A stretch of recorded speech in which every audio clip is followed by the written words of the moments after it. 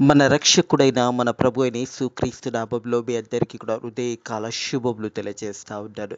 ప్రియ దేవుని సంగమా, దేవుని ప్రజలారా, మరొక దినము చూసే ధన్యత దేవుడు తన కృప చేత మనకు అనుగ్రహించి మనల్ని సజీవ లెక్కలు పెట్టిన దేవాది దేవుడైన మన ప్రభు అయిన యేసుక్రీస్తుకు కృతజ్ఞతాస్తుతులు చెల్లిస్తా ఉన్నాను. హృదయకాలము చూసే ధన్యత దేవుడు మనకు అనుగ్రహించి మన అవసరతలన్నీ కూడా తీర్చి మరొక హృదయకాలము చూసే ధన్యత దేవుడు తన కృప చేత మనకు అనుగ్రహించినందుకు దేవునికి కృతజ్ఞతాస్తుతులు చెల్లించుట ఎంతో మంచిది.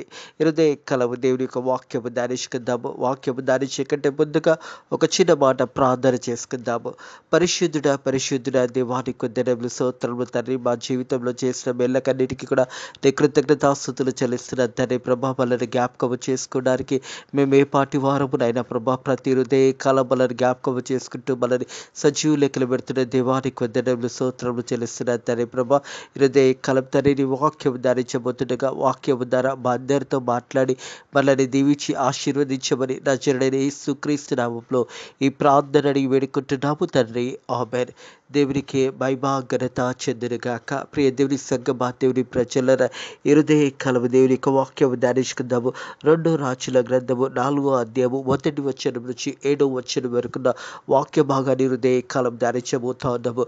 2 రాజుల గ్రంథము 4వ అధ్యాయం 1వ వచనం నుంచి 7వ వచనం వరకు ఈ వాక్య భాగంలో గమనించినట్టయితే ప్రియ దేవుని సంగమా, దేవుని ప్రజలరా, మనం బ్రతుకు దినాలన్నీ కూడా మరి దేవుని యందు భయభక్తుల జీవితంలో జీవించినప్పుడు, దేవుని కొరకు మనం జీవించినప్పుడు, మనము దేవుని యొక్క వాక్యం కొరకు మనం జీవించినప్పుడు, మనం చనిపోయినా కానీ అది మన కుటుంబంకు ఆశీర్వాదకరంగా దీవెనకరంగా ఉంటుందనే సత్యాన్ని జ్ఞాపకం చేసుకోవాలని ప్రభు పేరట తెలియజేస్తా ఉన్నాను. ఈ లోక యాత్ర జీవితంలో మనం దేవుని పక్షాన నిలబడి దేవుని వాక్యానుసారంగా మనం జీవించి అనేకులైన రక్షణ మార్గంలో నడిపించినట్టయితే మనం చనిపోయినా కానీ మన పిల్లలకు అది ఆశీర్వాదకరంగా దీవెనకరంగా ఉంటుందనే సత్యాన్ని జ్ఞాపకం చేసుకోవాలని ప్రభు పేరట తెలియజేస్తా ఉన్నాను.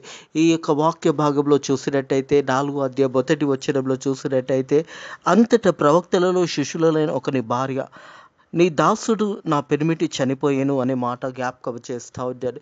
ప్రియ దేవుని సంగమా, దేవుని ప్రజలరా, ప్రవక్త అయిన ఎలీషా దగ్గరికి మరి ఒక ఒక స్త్రీ వచ్చి ఉన్నది. ఆ స్త్రీ విధ్వరాలు.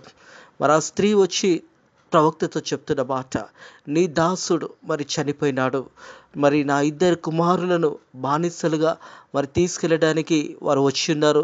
మరి నా భర్త అప్పు చేసి ఉన్నాడు కాబట్టి అప్పు తీర్చకపోతే నా 2 కుమారులను దాసులుగా తీసుకెళ్తారని వారు వచ్చి ఉన్నారని ఆ మాట ప్రవక్త అయిన ఎలీషా దగ్గరికి తీసుకొని వచ్చింది. ప్రియ దేవుని సంగమా, దేవుని ప్రజలరా, ఒక ప్రాముఖ్యమైన మాట ఇక్కడ గమనించాలి. నీ దాసుడైన నీ శిష్యుడు మరి చనిపోయినాడు అని ఆ విధ్వరాలు వచ్చి ఎలీషా ప్రవక్తకి తెలియజేస్తా ఉన్నది. ప్రియ దేవుని సంగమా, దేవుని ప్రజలరా, అంతటా ప్రవక్తలలో శిష్యులు ఒకని భార్య, నీ దాసుడు నా పెనిమిటి చనిపోయిను, అతడు యెహోవా యందు భయభక్తుల వాడై ఉండునని నీకు తెలిసి ఉన్నది. హల్లెలూయా. ఒక సాక్ష్యము కలిగిన జీవితము. అతను చనిపోయినాడు, తన భర్త చనిపోయినాడు, కానీ ఒక ప్రాముఖ్యమైన మాట ఇక్కడ ఆ స్త్రీ తెలియజేస్తున్నది ఏంటంటే, అతడు యెహోవా యందు భయభక్తుల వాడై ఉండినని నీకు తెలుసున్నదే. మరి ప్రవక్తకు తన శిష్యుల గురించి తెలుసున్నదే, తన శిష్యులు ఎలా జీవించి ఉన్నారో తెలుసున్నదే. మరి ఆ స్త్రీ కూడా, ఆ విధురాలు కూడా మరి తన భర్త చనిపోయినాడు, నా భర్త మరి యెహోవా యందు భయభక్తులుగా జీవించి ఉన్నాడనే మాట నీకు తెలుసున్నది అనే మాట జ్ఞాపకం చేస్తూ ఉన్నదే. ఆ మాట విన్న ప్రవక్త అయిన ఎలీషా చెప్తున్న మాటకు చూసినట్టయితే ప్రియ దేవుని సంగమా, దేవుని ప్రజల, దానికంటే పై వచనంలో చూసినట్టయితే, అతడు యెహోవా యందు భయభక్తులు ఉండునని నీకు తెలిసినది. ఇప్పుడు అప్పువాడు నా 2 కుమారులు తనకు దాసులు ఉండటకు వారిని పట్టుకపోటకు వచ్చి ఉన్నాడని ఎలీషా వద్ద మొరపెట్టెను. తన 2 కుమారులు మరి వారిని బానిసలుగా ఉంచడానికి వారు వచ్చి నాకు 2 కుమారులను తీసుకుపోవడానికి వచ్చి ఉన్నారనే మాట ప్రవక్త అయిన ఎలీషా దగ్గరికి ఈ స్త్రీ తీసుకొని వచ్చింది. ప్రియ దేవుని సంగమా, దేవుని ప్రజలారా, ఒకసారి బానిసలుగా తీసుకుపోయినట్టయితే వారి జీవిత కాలమంతా కూడా బానిసలుగా ఉండవలసిన ఆ సమయంలో మరి వారు బానిసలుగా వారిని తీసుకుపోవడానికి వారు వచ్చి ఉన్నారు, నా భర్త అప్పు చేసి ఉన్నాడు అని ఆ ఒక స్త్రీ విధ్వరాలు ప్రవక్త అయిన ఎలీషాకు తెలియజేస్తూ ఉన్నది. ఎలీషా ఒక శిష్యుడు, అతడు చనిపోయినాడు, కానీ అతడు యెహోవా యందు భయభక్తుల వాడు ఉన్నాడనే మాట జ్ఞాపకం చేయబడుతుంది. మన ఆత్మీయ జీవితంలో కూడా ఈ లోకయాత్ర జీవితంలో మన జీవితాలు ఎలా జీవిస్తున్నాయో చాలా సందర్భంలో మనం చనిపోయినప్పుడే ఆ ఒక మాట తెలుస్తుంది. బ్రతికి ఉన్నప్పుడు ఎవరు కూడా నువ్వు ఎలా జీవించావు అని ప్రశ్న వేసినా కానీ ఆ ప్రశ్నకు జవాబు దొరకదేమో, కానీ చనిపోయినప్పుడు ప్రతి ఒక్కరి జీవితంలో ఒక జవాబు దొరుకుతుంది. మనం ఎలా జీవించామో నలుగురు మాట్లాడుకుంటూ ఉంటారు. మనం ఎలా ఈ లోకంలో జీవించాము, ఎలా నలుగురు మధ్యలో మనం ఉన్నాము, ఆ మాటలన్నీ ఎప్పుడు జ్ఞాపకం చేయబడతాయంటే ఒక వ్యక్తి చనిపోయినప్పుడు, ఆ ఒక వ్యక్తి చనిపోయిన తర్వాత ఆ మాటలన్నీ బయటికి వస్తాయి. ఇతడు కూడా మరి ప్రవక్తలో ఒక శిష్యుడు, ఎలీషా ప్రవక్త దగ్గర శిష్యుడుగా ఉన్న ఇతడు. మరి అతడు బ్రతికినంత కాలం దేవునియందు భయభక్తులలో జీవితం జీవించాడు. కానీ అతడు చేసిన పొరపాటు ఏంటంటే అప్పు చేస్తున్నాడు, అప్పులు చేసి ఉన్నాడు. ప్రియ దేవుని సంగమా, దేవుని ప్రజలారా, అతడు అప్పు చెల్లించకుండానే చనిపోయినాడు. మరి అప్పువారు వచ్చి తన ఇద్దరు కుమారులను బానిసలుగా తీసుకుపోవడానికి వచ్చినారనే మాట ఆమె తీసుకొచ్చి ఎలీషా ప్రవక్త తెలియజేస్తూ మొరపెడతా ఉన్నది. అయ్యా, నా ఇద్దరు కుమారులను బానిసలుగా తీసుకుపోవడానికి వారు వచ్చి ఉన్నారు అన్న మాట ప్రవక్త అయిన ఎలీషా దగ్గరికి ఆ ఒక మాటను తీసుకొని వచ్చి ఉన్నది. అప్పుడు నా ఇద్దరు కుమారులు తమకు దాసులో ఉండుటకు వారు పట్టుకొని పోవుటకు వచ్చి ఉన్నారని ఎలీషాతో మొరపెట్టగా, ఎలీషా, నా వల్ల నీకేమి కావాలను? ఇక ఒక ప్రశ్న వేశాడు ప్రవక్త అయిన ఎలీషా, నా వల్ల నీకేమి కావాలను? మరి నా దగ్గరికి ఒక మాటలను తీసుకొని వచ్చినావు కాబట్టి నా వల్ల నీకేమి కావాలని ప్రశ్నేస్తూ, నీ ఇంటిలో ఏమున్నది అది నాకు తెలియచేయబో. ప్రియ దేవుని సంగమా, దేవుని ప్రజలారా, ప్రవక్త పలుకుతున్న మాట ఎలీషా ప్రవక్త అంటూ ఉన్నాడు, నీ ఇంటిలో ఏమున్నది అది నాకు తెలియచేయబో. మరి ఈ యొక్క విధురాలు మరి సమయంలో తను ఒక బీద విధురాలు. మరి ఆ సమయంలో తన ఇంటిలో ఏమున్నది అది నాకు ప్రవక్త అడుగుతున్నాడు, నీ ఇంటిలో ఏమున్నదో అది నాకు తెలియచేయము. హృదయ కాలవి మాటలు ఇట్టిన ప్రియ సహోదరుడా, ప్రియ సహోదరి,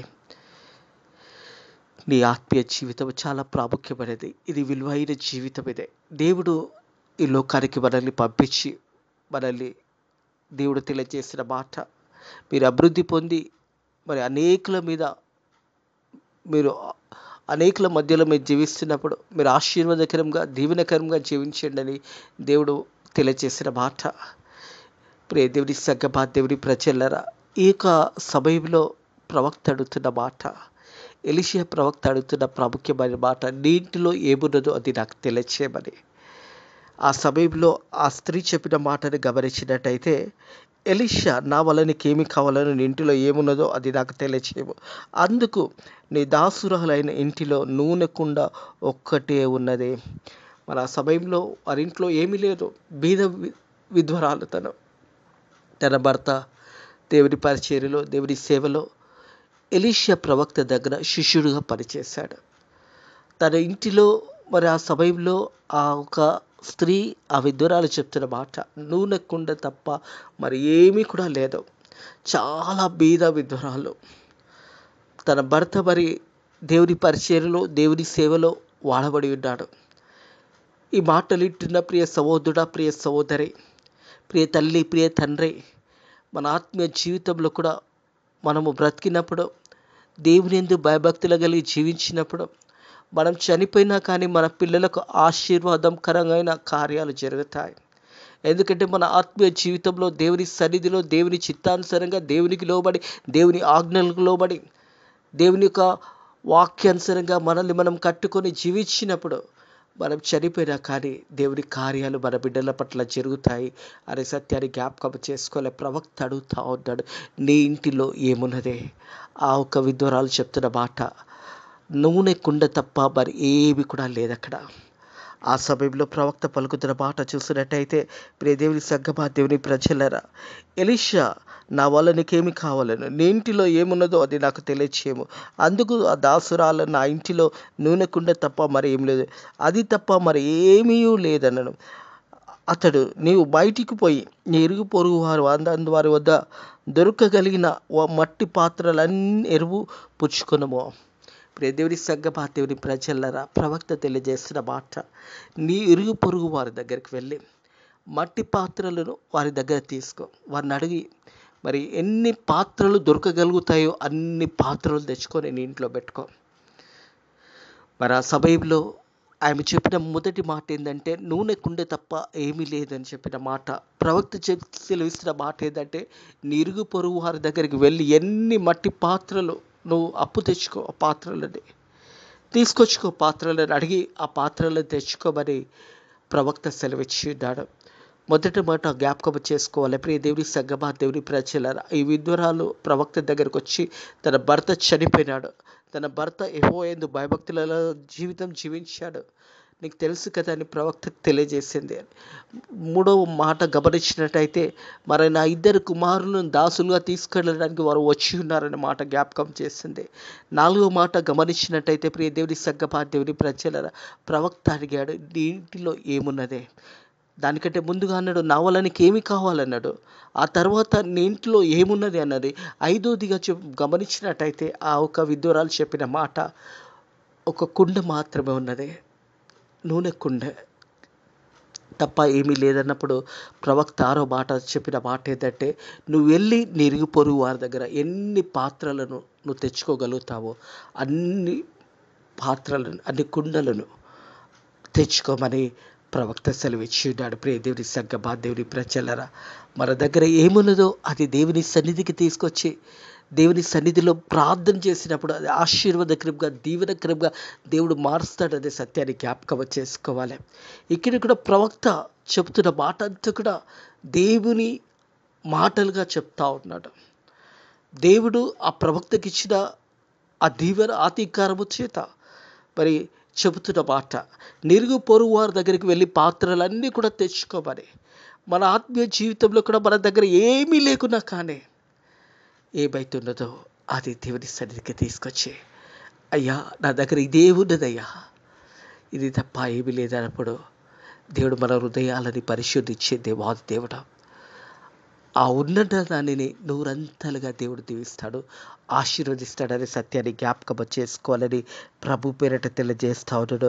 అప్పుడు ప్రవక్త చెప్తున్న మాట, అప్పుడు నీ ఇంటిలోకి వచ్చి నీవును నీ కుమారులు లోపల నుండి తలుపు వేసుకొని ఆ పాత్రలన్నిటిలో నూనె పోసి నిండిన అన్ని ఒక తట్టు ఉంచమని ఆయనతో సెలవేయగా, ప్రవక్త అయిన ఎలీషా తెలియజేసిన మాట ఏంటంటే, నీవు నీ కుమారులు మీ ఇంట్లోకి వెళ్ళి తలుపులు వేసుకొని ఆ ఒక నూనె కుండలో నుంచి ఆ నూనె, కొద్దిగా ఉన్న నూనెను అన్ని కుండలలో పోయమని ప్రవక్త సెలవిచ్చాడు. ప్రియ దేవుని సంగమా, దేవుని ప్రజలారా, ఆ విధురాల దగ్గర ఉన్నది ఒకటి నూనె కుండే. ఆ నూనె కుండెను, ఆ నూనె పాత్రను అవన్నీ కూడా తెచ్చిన పాత్రలలో పోయమని ప్రవక్త ఆజ్ఞాపించాడు. నీవు నీ కుమారులు తలుపులు వేసుకొని ఆ నూనె కుండలో మరి అన్నిటిలో నూనె పోయమని చెప్పినప్పుడు, మరి ఆ రీతిగా వారు చేసినప్పుడు ఆ నూనె కుండలన్నీ కూడా నిండిపోయినాయి. హల్లెలూయా, దేవునికే భయభక్తులు గాక. నీ గిన్నె నిండి పొర్లుచున్నది అనే మాట జ్ఞాపకం చేసుకోవాలి. మనం దేవుని యందు భయభక్తులలో జీవితం జీవించినప్పుడు, మరి దేవుని ఆధారం చేసుకొని, వాక్యాన్ని ఆధారం చేసుకొని, వాక్యానుసారంగా మన జీవితాలు కట్టుకున్నప్పుడు ఆ కుండలు ఏ రీతి అయితే నూనె పాత్రలన్నీ కూడా నిండి ఉన్నాయో, మన ఆత్మీయ జీవితాలు కూడా అలాంటి నిండి పాత్రలుగా దేవుడు మనల్ని చేసి, దేవుడు మనల్ని ఆ రీతిగా దీవిస్తాడు, ఆశీర్వదిస్తాడు అనే సత్యాన్ని జ్ఞాపకం చేసుకోవాలి. ఆ విధురాల దగ్గర ఉన్నది ఒకటి నూనె కుండే. ఆ కుండ అన్ని కుండలు తెచ్చుకోమని చెప్పినప్పుడు, అన్ని మట్టి పాత్రలైన కుండలు తెచ్చుకున్నప్పుడు, మీరు తలుపులు వేసుకొని ఆ పాత్రలో ఆ నూనె పోయమని చెప్పినప్పుడు ఆ పాత్రలన్నీ కూడా నూనెతో నిండిపోయినాయి. హల్లెలూయా, దేవునికే భయభక్తులు గాక. ప్రియ దేవుని సంగమా, దేవుని ప్రజలారా, ఆయన తన ఎదురు నుంచి పోయి తన కుమారులకు లోపల నుండి తలుపు వేసుకొని కుమారులు తెచ్చిన పాత్రలన్నిటిలో నూనె పోసాను. పాత్రలన్నీ కూడా నిండిన తర్వాత వారు ఇంకా పాత్రలు తెమ్మని ఆయన తన కుమారులతో చెప్పగా, వారు ఏమీ లేదని చెప్పాను. ఎన్ని పాత్రలైతే తెచ్చారో, ఇరుగు పొరుగు వారి దగ్గర ఆ కుండ పాత్రలు అడుకొని తెచ్చిన పాత్రలన్నీ కూడా నూనెతో నిండిపోయినాయి. ఆ తల్లి అడుగుతున్నది, ఆ విధురాలు, కుమారులారా ఇంకా ఏమన్నా ఉంటే తీసుకొని రండి అంటే, కుమారులు చెప్తున్నారు, అమ్మాయికి ఏమీ లేవు, అన్నీ తెచ్చేసాము, ఇక ఏమీ లేవు అన్నప్పుడు, ఎప్పుడైతే ఆ మాట వారు తెలియజేసే తర్వాత చూసినట్టయితే అంతలోనే ఆ నూనె నిలిచిపోయాను. హల్లెలూయా. ప్రియ దేవుని సంగమా, దేవుని ప్రజలారా, తన దగ్గర ఉన్నది ఒకే ఒక నూనె కుండే. ఆ కుండ తప్ప ఏమీ లేదు. ఇరుగు పొరుగు వారి దగ్గర అడుగొచ్చిన కుండలన్నిట్లో ఆ ఒక్క కుండ ధర నూనె అన్ని కుండలలో నిండిపోయినాయి. ఆ విధురాలన్నది, కుమారులారా ఇంకా ఏమని ఉంటే తీసుకొని రండి అన్నప్పుడు ఆ కుమారులు చెప్పారు, అమ్మ ఇంకా ఏమీ లేదు అని చెప్పినప్పుడు అప్పుడు నూనె నిలిచిపోయినది. అక్కడ ప్రవక్త చెప్తున్న మాట గమనించినట్టయితే 7వ వచనంలో, ఆమె దైవజనుడు అతని యొద్దకు వచ్చి ఆ సంగతి తెలియచేయగా అతడు, నీవు పోయి ఆ నూనె నమ్మి అప్పు తీర్చి మిగిలిన వాటితో నీవు నీ పిల్లలు బ్రతుకుడని ఆమెతో చెప్పగా. హల్లెలూయా. నీకు కలిగిన అప్పులన్నీ కూడా తీసేసుకో, ఆ నూనె నమ్మేసేసేయి. ఆ పాత్రలో ఉన్న నూనెనంతా కూడా అమ్మి నీ అప్పులు తీసుకొని మిగిలిన దానితో మీరు బ్రతకండి అని ప్రవక్త తెలియజేశాడు. ప్రియ దేవుని సంగమా, దేవుని ప్రజలారా, ఈ వాక్య భాగాన్ని గమనించినప్పుడు ఒక విధ్వరాలు పక్షాన ప్రవక్త దేవుని యొక్క మాటలు తెలియజేశాడు. మనం గమనించినట్టయితే ఈ యొక్క వాక్య భాగంలో తన దగ్గర ఉన్నది ఏమి కూడా లేదు, ఒక బీద విధ్వరాలే. కానీ తన భర్త దేవుని యందు భయభక్తుల జీవితం జీవించాడు. అది వారికి ఆశీర్వాదకరంగా, దీవెనగా మారి ఉన్నది అనే సత్యాన్ని జ్ఞాపకం చేయబడుతుంది. మనం ఒక మాట గమనించినట్టయితే 4వ అధ్యాయంలో 2వ వచనంలో, అతడు యెహోవా యందు భయభక్తులు గల వాడై ఉండినని నీకు తెలిసి ఉన్నదే. ప్రవక్తతో చెప్తున్నదే, నా భర్త దేవుని యందు భయభక్తులలో జీవితం జీవించున్నాడు, అది నీకు తెలిసి ఉన్నదని ప్రవక్తతో చెప్పినదే. మరి తను బ్రతికినంత కాలము దేవుని యొక్క వాక్యానుసారంగా జీవించాడేమో, తనకంటూ ఏమీ సంపాదించుకోలేదేమో, తను ఒక బీద సేవకుడిగా ఉన్నాడేమో. కానీ తను చనిపోయినా కానీ అది తన కుటుంబంకు ఆశీర్వాదకరంగా, దీవెనకరంగా మారిందే. ప్రవక్త దగ్గరికి ఆ విధ్వరాలు వచ్చినప్పుడు మరి ఆ విధ్వరాలు చెప్పింది, అయ్యా, నా 2 కుమారులను దాసులుగా తీసుకుపోవడానికి వారు వచ్చి ఉన్నారు, నా వల్ల నీకేమి కావాలను, నీ దగ్గర ఏమున్నది అని అడిగినప్పుడు ఒక్క కుండ, నూనె కుండ తప్ప మరి ఏమి లేదు. ఈ కాలము ఒకవేళ నీవు కూడా అలాంటి స్థితిలో ఉన్నావేమో, బాధలో దుఃఖంలో కలిగి ఉన్నావేమో, అయ్యా నా దగ్గర ఏమీ లేదని నువ్వు బాధపడుతున్నట్టయితే దేవుడు అడుగుతున్న మాట, నీ దగ్గర ఏమున్నదే. ప్రియ దేవుని సంగమా, దేవుని ప్రజలారా, యేసు ప్రభు సువార్తలలో కూడా గమనించినట్టయితే యేసు ప్రభు మరి 3 రోజుల నుంచి సువార్త ప్రకటిస్తున్నప్పుడు ఆ ప్రజలందరూ కూడా ఆ సువార్త విని వారు ఎక్కడికి వెళ్ళకుండా అక్కడే ఉన్నప్పుడు యేసు ప్రభు వారి మీద కనికరపడ్డాడు. వారు ఆ సమయంలో అడవి మార్గంలో, అరణ్య మార్గంలో ఉన్నప్పుడు యేసు ప్రభు వారి మీద కనికరపడి తన శిష్యులను పిలిచి వీరికి భోజనం పెట్టడానికి మరి ఏర్పాటు చేయబడినప్పుడు శిష్యులు చెప్తున్న మాట, అయ్యా, మనం అరణ్యంలో ఉన్నాము, ఇక్కడ ఎక్కడికి వెళ్ళిపోయి తెచ్చుకోవడానికి కూడా ఏమీ లేదు, ఎలా వీరికి మనం ఏం పెట్టగలుగుతాము, ఎలా వీళ్ళని తిని తృప్తిగా పంపగలుగుతాము అన్నప్పుడు యేసు ప్రభు అడిగిన మాట, మీ దగ్గర ఏమున్నదే. వారు చెప్పిన మాట, కొన్ని రొట్టెలు ఉన్నాయా, కొన్ని చేపలు ఉన్నాయి. యేసు ప్రభు వీరిని పట్టుకొని వీరందరినీ కూర్చోబెట్టండి, వీరికి అందరికీ వడ్డించమని వీటికి కృతజ్ఞతాస్తుతులు చెల్లించి ప్రార్థన చేసినప్పుడు ఇంచుమించు 4,000 మంది ప్రజలు వారు తృప్తిగా భోజనం చేసి ఆ తర్వాత 7 గంపలు మిగిలి ఉన్నాయి. యేసు ప్రభు అక్కడ అడిగిన మాట ఏంటంటే, మీ దగ్గర ఏమున్నది అనేసి. ప్రవక్త కూడా ఈ యొక్క విధురాలను అడిగింది, నీ దగ్గర ఏమున్నది. అయ్యా, నా దగ్గర ఒక నూనె కుండ తప్ప మరి ఏమీ లేదు అని చెప్పినప్పుడు ప్రవక్త సెలవిచ్చిన మాట, నీ ఇరుగు పొరుగు వారి దగ్గర ఎన్ని కుండలు తెచ్చుకుంటావో అన్ని కుండలు తెచ్చుకో, అవి తెచ్చి లోపల పెట్టుకొని తలుపులు వేసి ఆ ఒక కుండలో కొద్దిగా నూనె ఉన్న కుండ నుంచి అన్ని కుండలు పోయమన్నప్పుడు ఆ కుండలన్నీ కూడా నిండిపోయినాయి. అప్పుడు ప్రవక్త సెలవిచ్చిన మాట, ఇవి అంతా కూడా తీసుకెళ్ళి అమ్మేసి అప్పులు కట్టేసాయి, మిలిగిన దాంట్లో మీరు బ్రతకండి అని ప్రవక్త తెలియజేశాడు. ప్రియ దేవుని సంగమా, దేవుని ప్రజలారా, ఈ వాక్య భాగం మనకు నేర్పిస్తున్నది ఏంటంటే, మన దగ్గర ఏమున్నదో అది దేవునికి తెలియచేయాలి. యేసయ్యా, నా దగ్గర ఇది ఉన్నదయ్యా అని తెలియచేసినప్పుడు, ఆ కొద్దిలో నువ్వు విశ్వాసముతోనే సత్యంగా దేవునికి మొరపెట్టినప్పుడు, దేవాతి దేవుడు దాన్ని దీవించి ఆశీర్వదించి, నా గిన్నె నిండా పొర్లుచున్నది అనే ఆశీర్వాదము దేవుడు నీకు అనుగ్రహిస్తాడు. మనం ఎప్పుడు కూడా దేవుని బిడ్డలుగా భయపడకూడదు. దేవుని వాక్యం సెలవిస్తుంది, భయపడకుడే అనేసి. 365 సార్లు వాక్యంలో రాయబడిన మాట భయపడకుడే. దేవుని సంగమా, దేవుని ప్రజల సంవత్సరంలో 365 రోజులు ఒక సంవత్సరంలో ఉన్నప్పుడు ప్రతిరోజు దేవుడు తెలియజేసిన మాట భయపడకుడి అనేసి. మనం భయపడవలసిన అవసరం లేదు. దేవుడు మన పక్షాన ఉండగా మనకెదురు నిలిచేవాడు ఎవడున్నాడు?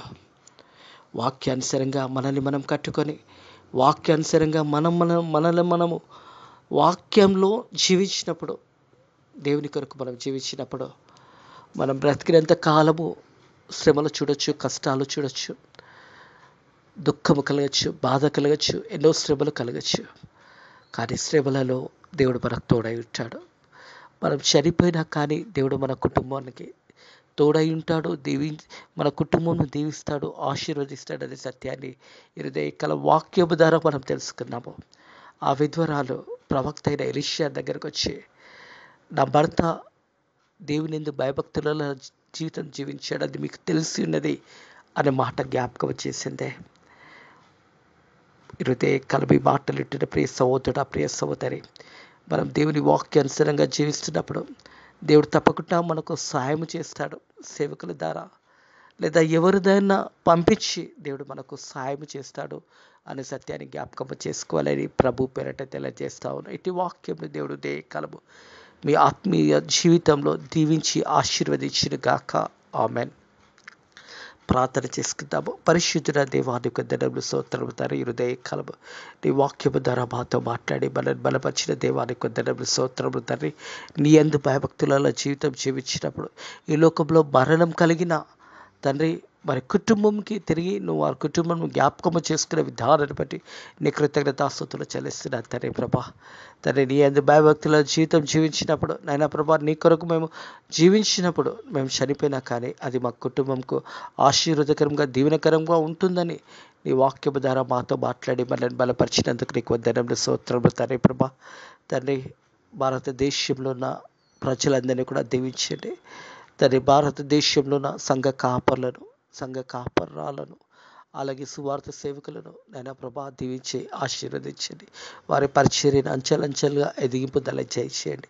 సంఘాలను దీవించండి. సంఘాలు కట్టబడడానికి నీ కృప ద్వారా సాయం చేయండి. అలాగే తండ్రి, ఫేత్ మినిస్ట్రీస్ మందిరాన్ని కూడా దీవించి ఆశీర్వదించమని అడుగుతూ ఈరోజంతా కూడా నైనా నీ రెక్కల కింద భద్రత కాపుదల దయచేయమని నజరుడైన యేసుక్రీస్తు నామములో ఈ ప్రార్థన అడిగి వేడుకుంటున్నాము తండ్రి. ఆమేన్.